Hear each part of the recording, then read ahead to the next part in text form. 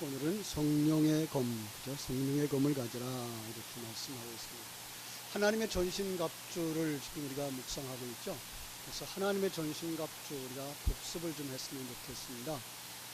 하나하나 기억할 수 있겠죠? 첫 번째는 진리의 허리띠. 그래서 진리와 비진리를 대조하면서 우리는 비진리를 가지는 자가 아니라 진리를 가지는 자다라고 말씀을 했고, 두 번째가 가슴에 의의 흉배, 그죠? 심장을 보호하는, 그런데 그 심장이 뭐예요?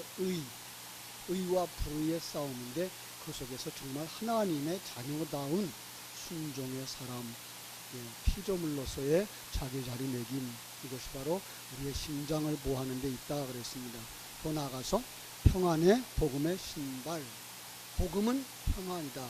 그래서 복음 안에 들어가 있는 사람 평안해야 되죠. 불안은 복음이 아니죠. 그래서 불안해하는 자들은 하늘나라에 못 가요. 왜요? 사랑이 없이는 불안하다. 사랑이 없는 자는 불안하다. 사랑은 바로 하나님을 아는 것, 복음을 아는 것. 그래서 복음의 신발을 신고 길을 걸어가야 된다 그랬습니다. 믿음의 방패, 불화살을 소멸시키기 위해서, 불화살, 우리의 전체를 다 소멸시키려고 다가오는 이 불화살, 어떤 거예요? 믿음을 무너뜨리려고 하는 이 세상의 신념, 바로 그것과의 싸움이라고 얘기를 하고 있습니다. 구원의 투구, 바로 머리이신 예수 그리스도를 우리가 가슴에 깊이 새겨야 된다 그랬습니다. 자, 오늘은 성령의 검 말씀이죠. 진리와 비진리의 싸움이 되겠습니다. 이런 이야기의 배후에는 로마의 군인들의 그 군복이 있었다 그랬죠. 그들의 군복을 잘 보면 그들의 군복 속에 진리의 허리띠, 의의 흉배, 그리고 복음에 예비한 신발, 더 나아가서 뭐예요? 믿음의 방패, 그리고 구원의 투구, 그 다음에 검을 가지고 있더라. 이렇게 얘기를 합니다. 근데 그 검들을 보면요, 그들에게 있어서 검은 이렇게 큰 검이 있었어요. 등에다 메고 다니는 검. 두 손으로 싸우지 않으면 싸울 수 없는 검. 골리앗과 다윗의 싸움에서 보면은 생각이 나죠. 바로 그 등에서 빼서 쓰는. 그런데 다윗에게 없었어요. 그래서 바로 그 골리앗의 칼을 빼서 골리앗의 목을 잘랐던 그 검과 같은 큰 검이 있었어요. 그뿐만 아니라 아주 작은 검도 있었어요. 단검이죠. 단검으로 사람을 이렇게 해칠 수 있었던 것. 바로 그런 면에서 로마 군인들은 큰 검도 가지고 있었고 작은 검도 가지고 있었는데요. 지금 성경이 말하고 있는 검은 이렇게 작은 검이에요. 한 규빗 정도 되는, 한 50cm 정도 되는 이런 검인데, 이 검의 이름이 마카이라라는 헬라어로 되어 있어요. 마카이라라고 하는 것은요, 사람을 죽이려고 할 때 사용하는 아주 특수한 칼이에요. 이 칼은 많은 연구 끝에 만들어진 칼로서 한 규빗이나 되는데요. 우리 한 규빗은 얼마큼 된다고요? 팔꿈치 이렇게 세우면 손끝에서 팔꿈치까지의 길이 약 한 45cm에서 50cm. 요즘 우리는 키가 커져서 조금 더 길어졌겠죠, 그죠? 이렇게 하나 되는 크기인데, 아주 좌우의 날선 검이에요. 이 검이 어디에 기록되어져 있는가 하면 이게 마카이라라는 뜻인데요. 이 검은 사사기서 3장 15절로 22절에 가보면은요, 아주 무서운 이야기가 들어가 있어요. 제가 읽어드릴게요. 이스라엘 자손이 여호와께 부르짖음에 여호와께서 그들을 위하여 한 구원자를 세우셨으니 그는 곧 베냐민 사람 게라의 아들 왼손잡이 에웃이라. 이스라엘 자손이 그를 통하여 애국 왕 에글론에게 공물을 바칠 때에 에웃이 길이가 한 규빗 되는 좌우의 날선 칼을 만들어 그의 오른쪽 허벅지 옷 속에 차고 공물을 모압 왕 에글론에게 바쳤는데, 에글론은 매우 비둔한 자였더라. 에웃이 공물 바치기를 마친 후에 공물을 메고 온 자들을 보내고 자기는 길갈 근처 돌 뜨는 곳으로부터 돌아와서 이르되, 왕이여, 내가 은밀한 일을 왕에게 아뢰려 하나이다 하니 왕이 명령하여 조용히 하라 하며 모셔 선자들이 다 물러간지라. 에웃이 그에게로 들어가니 왕이 서늘한 다락방에 홀로 앉아 있는지라. 에웃이 이르되, 내가 하나님의 명령을 받들어 왕에게 아랠 일이 있나이다 하며 왕이 그 자리에서 일어나니 에웃이 왼손을 뻗쳐서 그의 오른쪽 허벅지 위에서 칼을 빼어 왕의 몸을 찌르매 칼자루도 나를 따라 들어갔더라. 그 끝이 등 뒤에까지 나갔고 그가 칼을 그의 몸에서 빼내지 아니하므로 기름이 칼날에 옮겼더라. 이렇게 되어 있는 여기에 나오는 이 날카로운 칼, 좌우의 날선 칼로 누구를 죽여요? 대적 모압왕 에글론의 왕을 죽이는 바로 이러한 칼. 그게 뭐예요? 마카이라라는 이런 단어를 쓴 칼이었습니다. 자, 성경이 말하는 검은요, 물론 우리가 생각했던 역사 속에서는 이런 칼들이 있었어요. 큰 칼, 작은 칼, 전쟁에 나오는 칼 있죠, 그죠? 그런데 성경에 이런 것만 나와 있는 건 아니에요. 마태복음 10장 34절에 보면은 내가 세상에 온 것은 화평을 주러 온 것이 아니라 화평이 아니요 뭐요? 검을 주러 왔노라. 여기서 검은 뭘 얘기할까요? 전쟁을 이야기하고 있는 전쟁. 그러니까 예수님을 안 믿을 땐 전쟁이 없었는데 예수님을 믿으면 전쟁이 일어나요. 좋은 거예요? 나쁜 거예요? 좋은 거예요. 자, 어떤 전쟁일까요? 내 속사람과 겉사람의 전쟁이에요. 우리가 하나님의 생명이 우리 속에 들어올 때에 예수님이 우리 안에 오기 전에는 우리는 옛사람, 세상 사람과 다를 바가 없었어요. 세상 사람들대로 살아갔어요. 습관이 되어져 가지고 습관대로 잘 살아갔어요. 그런데 하나님이 우리 안에 오셨어요. 예수님이 내 안에 오셨어요. 그러자 우리 안에 뭐가 일어나요? 전쟁이 일어나요. 새 사람과 겉사람의 전쟁이 일어나요. 전쟁. 바로 거기에서 어떤 것의 싸움이에요? 이 검의 싸움인 것을 우리는 알 수가 있습니다. 요한복음 18장 10절에 예수님께서 제자들에게 검을 가지라 그래요. 검을 준비하라 그래요. 그래서 검이 2자루입니다. 그랬더니 됐다. 근데 그 검 가지고 뭐 했나 보세요. 요한복음 18장 10절. 이에 시몬 베드로가 칼을 가졌는데 그것을 빼서 대지스랑의 종을 쳐서 오른편 귀를 베어버리니 그 종의 이름이 말구였다. 말구의 오른쪽 귀를 잘라버리는 베드로의 칼. 어떤 칼이었을까요? 현장에서는 분명히 날카로운 칼이었어요. 그런데 역사 속에서 이건 어떤 걸 얘기한다고요? 이것은 메시지예요. 메시지. 아직 베드로가 거듭나지 못한 시대의 사람으로 기록되어져 있기 때문에 그가 가진 메시지를 계속 전하면 그 메시지를 들은 사람의 오른쪽 귀가 잘려져 나가는 거예요. 오른쪽 귀, 진리를 듣는 귀에 진리가 들리지 않는 거예요. 여러분, 유대인들의 그 전통, 종교적인 전통의 메시지를 계속 들어왔기 때문에 예수님이 오셨어요. 하나님의 아들이 오셨어요. 진리의 말씀을 들고 오셨어요. 선포하는데 그들이 듣지를 않아요. 왜요? 종교라고 하는 그 칼이 그들의 오른쪽 귀를 잘라버렸기 때문에 그래요. 그들의 사상, 종교적 사상이 그들의 오른쪽 귀, 진리를 듣는 그 귀를 잘라버린 거예요. 그래서 이 다음에 절에 11절에 보면 누가 이 오른쪽 귀를 붙여주시죠? 예수님이 그 귀를 다시 붙여주죠. 여러분, 우리들이 한번 오른쪽 귀가 있나 보세요. 오른쪽 귀가 없으면 뭘 못 들어요? 진리를 듣지 못해요. 오른쪽 귀가 있어야 진리를 듣는. 바로 여기 검은 뭐예요? 사상, 그죠? 철학, 이런 거죠. 그러니까 성경이 말하는 검은 이렇게 여러 가지로 분명 묘사되고 있어요. 요한계시록 1장 16절에 가보면 그의 오른손에 7별이 있고 그가 누굴까요? 예수. 그의 입에서 좌우에 날선검이 나오고, 아까 얘기했어요. 그 칼은 마카이라라고 하는 칼은 좌우에 날선검이에요. 그런데 그 좌우에 날선검이 어디서 나와요? 입에서 나오는 거예요. 입에서. 그럼 우리는 알 수 있죠. 여기 누구의 입이에요? 예수님의 입이에요. 예수님의 입에서 나오는 검은 뭐예요? 말씀인 거예요. 그렇죠? 그의 모습을 우리는 또 볼 수가 있는데요.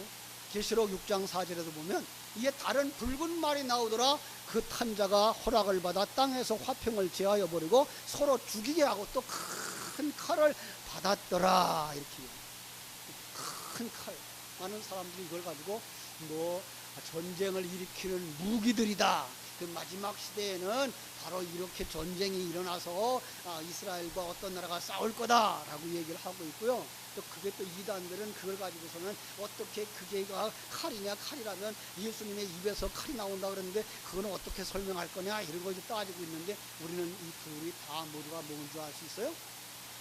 사상이에요. 사상. 그리고 철학이에요. 그리고 말씀이라는 말로 바꿔 쓸 수가 있는 거죠. 그래서 이 말을 오늘 부모님 뭐라 그래요? 성령의 검 이렇게 말하고 있어요. 호 마카이라 호 푸뉴마. 뒤에 있는 푸뉴마는 성령이에요. 그 성령의 그 칼이에요. 호는 바로 그 영어로 더를 이렇게 그 지식을 보면서 그 칼, 그 말씀, 그 성령. 어떤 성령이에요? 삼위일체 하나님의 그 성령. 그 성령에 의해서 나오는 칼, 어떤 칼? 진리의 말씀인 것을 우리는 알 수가 있는 거예요. 또 다른 말로 말하면 그 말은 이렇게 말했죠. 구원의 투구와 성령의 검, 곧 하나님의 말씀을 가지라. 곧 무슨 뜻이에요? 똑같은 이 말이다라는 거예요. 하나님의 말씀, 레마로 써 있어요. 레마, 데오스. 데오스 하나님이에요. 레마는 뭐예요? 말씀. 많은 사람들이 이 레마와 로고스를 아직도 구분하지 못하고 있어요. 여러분, 로고스 말씀이죠. 말씀이 육신이 되어 우리 가운데 거하셨다라고 말할 때도 그 로고스예요. 예수도 로고스예요. 그런데 이 로고스 역시 그릇이라는 거예요. 말씀은 말씀인데 진리를 담은 그릇. 그리고 레마는 뭐예요? 진리 안에 담겨진, 아니 그릇 안에 담겨진, 로고스 안에 담겨진 진리라고 하는 말씀을 알면 아주 성경이 이해하기가 쉽게 됩니다. 그렇습니다. 요한복음 14장 26절 봅니다. 요한복음 14장 26절에 보니까 같이 한번 읽어봐요. 시작. 보혜사 곧 아버지께서 내 이름으로 보내실 성령, 그가 너희에게 모든 것을 가르치고 내가 너희에게 말한 모든 것을 생각나게 하리라. 그렇죠? 자, 여기 뭐라고 했어요? 성령의 검. 성령이 우리에게 주시는 말씀. 그죠? 그 보혜사 성령이죠? 그 성령이, 그죠? 너희에게 모든 것을 가르쳐요. 그 말씀이 뭐라 그랬어요? 검이라고 그랬고, 그게 뭐라 그랬어요?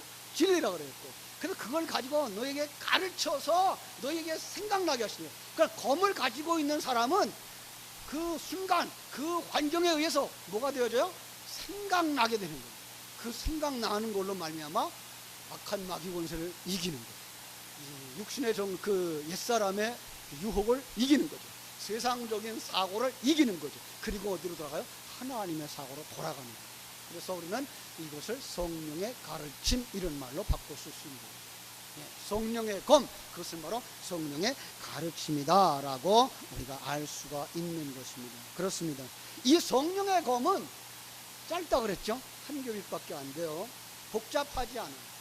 진리 복잡하지 않아요. 성경 속에 있는 진리 복잡하지 않아요. 여러분, 많은 사람들이 성경의 66권 아주 넓은 책, 그 긴 책 이렇게 보지만 그 속에 담겨진 진리는 복잡하다, 복잡하지 않다. 복잡하죠. 예. 이 성령의 검과 같아요. 짧은 거예요. 그런데 그 말씀이 뭐예요? 아주 강한 거예요. 사람을 죽이는, 누굴 죽일까요? 우리 속에 있는 옛사람의 사상을 죽이는 바로 그런 검인 거예요. 그죠? 그래서 우리가 정말 이 검은 아까 얘기한 것처럼 사람을 죽일 때 사용하는 검 이렇게 이야기를 했던 것이 바로 그런 거예요. 그렇습니다. 예수님도 말씀의 검을 사용하셨던 것을 기억하십니까? 마태복음 4장에 가보면 예수님이 성령의 이끌림을 받아서 이제 마귀에게 시험을 당하시죠. 시험하는 자가 예수님께 와서 시험을 합니다. 야, 네가 하나님의 아들이야? 그러면 이 돌로 떡덩이를 만들어서 먹게 해. 여러분, 이거를요 문자 그대로 말하면요, 돌 가지고 떡 만드는 거, 예수님은 이거는 쉬운 거야. 그런 쉬운 문제를 시험으로 냈어? 이렇게 얘기하죠. 이건요 상당히 고차원적인 시험입니다. 돌, 그게 뭐예요? 예수 그리스도를 상징하고 있거든요. 예수 그리스도가 뭐예요? 떡이에요. 양식이에요. 네가 예수 그리스도를 생명의 양식이라고 설명해. 그런데 뭘 위해서? 너를 위하여. 여기가 함정이에요. 진리를 제대로 전하는데 진리를 전하여서 누가 드러나면, 내가 드러나면, 네가 드러나면 이거예요. 이게 뭐예요? 넘어지는 거예요. 설교를 통해서 누가 드러나야 돼요? 하나님이 드러나야 돼요. 예수 그리스도가 드러나야 돼요. 그 속에 나는 죄인인 것이 드러나서 감추고 싶은 내 모습이어야 되는 거예요. 그런데 불구하고 그 말씀을 아는 것 가지고서 다른 사람보다 교만을 떨어. 누구처럼? 유대인들처럼, 바리새인들처럼. 아, 나는 저 세리와 같지 아니함을 감사합니다. 나는 여자가 아니 된 걸 감사합니다. 이방인으로 태어나지 아니한 걸 감사합니다. 이전하고 있는 그 말씀을 가지고 있으면 나는 그렇지 아니어서 난 괜찮은 자야라고 말할 때 뭐예요? 시험에 드는 거죠. 예. 그때 예수님이 뭐라 그랬어요? 사람이 떡으로만 사는 것이 아니요 하나님의 입으로 나오는 모든 말씀으로 사는 것. 예, 그 떡, 여러분, 우리가 여기서는 양식을 보는 거예요. 양식으로만 사는 게 아니고 하나님의 입으로 나오는 모든 말씀, 이걸 레마예요. 하나님의 입으로 나오는 진리로 사는 거예요. 성도들은 이 땅에서 신앙생활을 하는 것, 성경을 읽고 성경을 쓰고 한 그 힘으로 사는 게 아니라 그 속에 담겨져 있는 생명, 예수 그리스도의 능력으로 사는 줄로 믿습니다. 그렇습니다. 마태복음 4장 3절로 11절에 보니까 예수님만 말씀 가지고 나오는 게 아니라 사단도 말씀을 인용해요. 예. 요즘 이단들이 성경을 너무나 잘 인용하는 거 있죠. 복음의 기초를 설명하려고, 복음의 기초를 연구하려고 인터넷에 들어가면 정통 신학의 내용보다 이단적인 사상들의 메시지가 더 많아요. 이걸 우리 젊은 아이들이 보고 우리 청소년들이 보면 얘네들은 이게 진짜일 거라고 생각할 수밖에 없을 것 같아서 이게 걱정인 거예요. 예. 정말 진리의 기본에 대해서 우리 복음을 가지고 있는, 진리를 가지고 있는 기존 교회들이 그 단어에 대한 설명, 신앙의 기초에 대한 설명이 너무 약해요. 그걸 지금 누가 하고 있어요? 이단들이 하고 있어요. 신천지가 하고 있고요. 예. 또 뭐 이만희, 그리고 또 누구 있어요? 또 이런 이단들, 구원파에서 하고 있고요. 그들도 지금 성경을 가지고 그걸 바꿔가면서 자기들이 옳다라고 이야기를 하고 있는 거예요. 세상 사람들의 눈에는 뭐가 보일까요? 건물의 크기, 네, 교회의 사람들의 숫자, 이거 본다고. 도시에 지금 큼직큼직하던 교회들이 십자가 뚝 잘라지고 간판이 바뀌어져요. 무지마지 무서운 시대가 왔습니다. 이단들이 돈이 많아요. 그 이단들이 교회 짓다가 부도난 거 자기들이 사가버려요. 그리고 십자가 띄워버리고 교회 만들어요. 저희들 교회. 이건 무서운 시대에 우리가 살고 있습니다. 그래서 정말로 이 말씀의 검을 제대로 사용할 수 있어야 되는 거예요. 정말 있는 건 뭐예요? 예수님의 말씀과 사단의 말이 전쟁하고 있는 이 시대예요. 이게 뭐예요? 검과 검의 싸움인 거예요. 사단이 가지고 들어오는 그 검과 우리 하나님의 말씀을 가진 검이 싸워야 되는 거예요. 이것을 지금 못하고 있는 거예요. 왜요? 깨어있지 못해요. 진리에 바로 서 있지 못해서. 우리 신앙생활의 목적이 하나님의 사람으로 완성되어지고 천국을 향하여 달려가는 것에 있지 아니하고 이 세상에서 잘 먹고 잘 살고 편안하고 인간답게 살아가는 것, 사람다워지는 것, 여기에 초점이 맞춰져 있어서. 물론 그거 필요하죠. 그거에 묶이지 않은, 그것도 없으면 안 되죠. 그러나 거기에 묶이면 안 되죠. 그걸 초월해서 정말로 하나님의 사람으로 다음 세대에 어떤 생명을 주고 나는 어떤 사람으로 완성되어질 것인가를 가지고 싸울 수 있는 사람들이 되어져야 됩니다. 사단은 어떤 말을 가지고 올까요? 사단은 세상 중심적인 사고를 가지고 옵니다. 너무나 달콤합니다. 에덴 동산에서 아담과 하와가 왜 쓰러졌습니까? 달콤한 이야기에 넘어간 겁니다. 야, 보이지 않는 하나님, 왜 그거 믿고 따라가려고 그래? 네가 그거 따먹으면 하나님과 같이 돼. 네가 하나님 되는 거야. 네가 신이 되는 거야. 여러분, 그거보다 더 사람을 유혹할 만한 말이 어디 있겠습니까? 그래서 이 세상 사람들은 다 내가 대장 되고, 내가 대통령 되고, 내가 우두머리 되고, 내가 주관자가 되는 꿈들이 있어요. 그런데 그게 된다라고 얘기를 하고 있는 이 사단이 가져온 말, 무서운 거예요. 믿으면 된다라고. 신념이에요. 여러분, 됩니다. 그거는 신념이기 때문에 됩니다. 그런데 모두 되는 건 아닙니다. 하나님의 계획은 모두가 되는 일입니다. 모두가 하나님의 아들이 되어지고, 모두가 그리스도의 신부가 되어지고, 모두가 성전으로 완성되어지는 그 과정을 거쳐가는 겁니다. 그걸 잃어버리고 이 세상 중심적인 사고를 가지고서 우리를 유혹해갑니다. 요즘 유대인 교육들을 계속 강조하죠. 유대인 교육들. 예, 이 세상에서 잘 먹고 잘 살고 그리고 성공하는데 유대인 교육을 따라갈 수가 없습니다. 그런데 그들의 교육을 책망했던 분이 계십니다. 누구죠? 예수님입니다. 왜죠? 세상에서는 가장 탁월할 수 있으나 하나님의 나라의 생명이 없더라는 겁니다. 여러분, 하나님의 생명을, 하나님의 나라를 제외하고 이 세상에서 잘 먹고 잘 살고 부하고 성공한다면 이 세상 것 취하려십니까? 사단이 주는 말입니다. 그들이 사람 중심적인 체계제도를 갖추고 있습니다. 사람이 중요한 겁니다. 사람에 의한 민주주의, 사람을 위한 민주주의, 사람에 의한 민주주의. 여러분, 하나님은 거기에 있지 않습니다. 하나님은 왕, 나는 피조입니다. 하나님이 주, 우리는 종. 예. 하나님 중심입니다. 말씀 중심입니다. 하나님 나라 중심입니다. 거기서부터 벗어나 사람 중심의 체제를 가지고 나옵니다. 그래 놓고는 경쟁을 시킵니다. 참으로 우리 현실 교회를 우리가 생각할 때 지금 한국 교회가 무서운 지탄들을 받고 있습니다. 한때는 한국 교회는 개교회주의이기 때문에 부흥한다 그랬습니다. 좋아했습니다. 그런데 정말로 공동체적인 교회의 색깔을 잃어버렸습니다.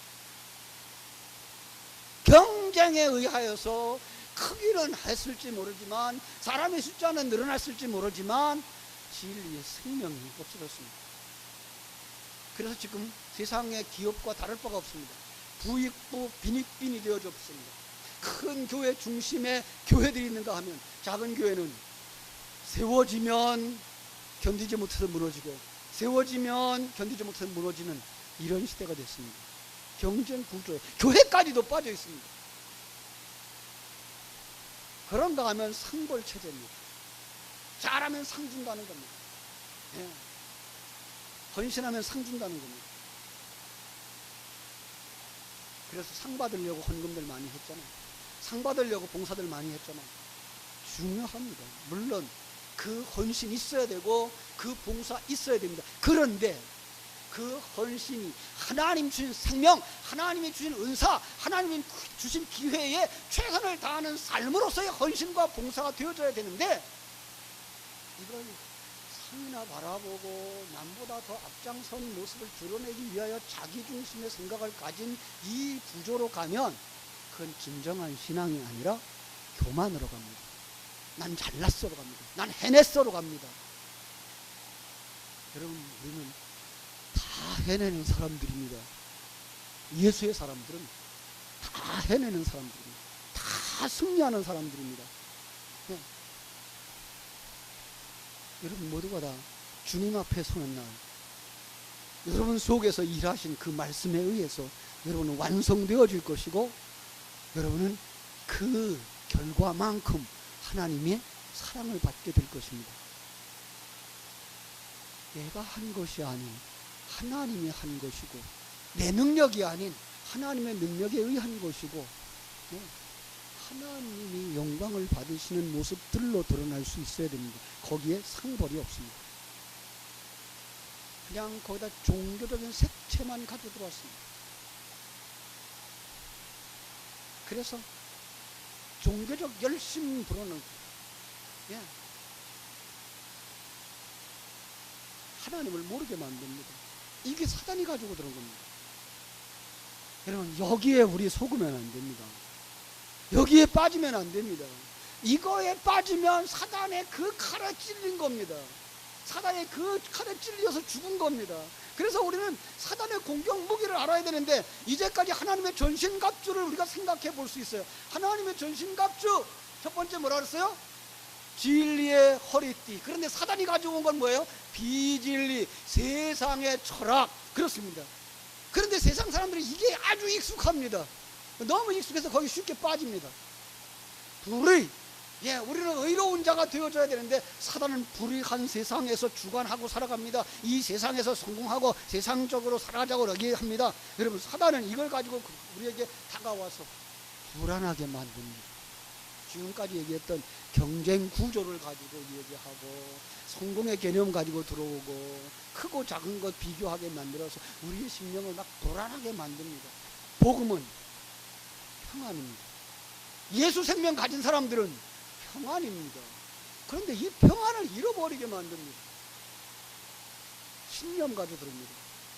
믿음의 방패가 있어야 되는데, 하나님의 계획, 하나님의 일하심, 하나님의 완성에 대한 믿음이 없이 하면 된다라고 하는 신념, 그 신념이 이 세상에서 열매를 거두기 때문에 그 신념 가지고 살아가도록 만드는 것, 사단의 아주 무서운 전략, 무서운 무기입니다. 하나님의 주권을 인정하지 않고 내가 하면 된다라는 생각입니다.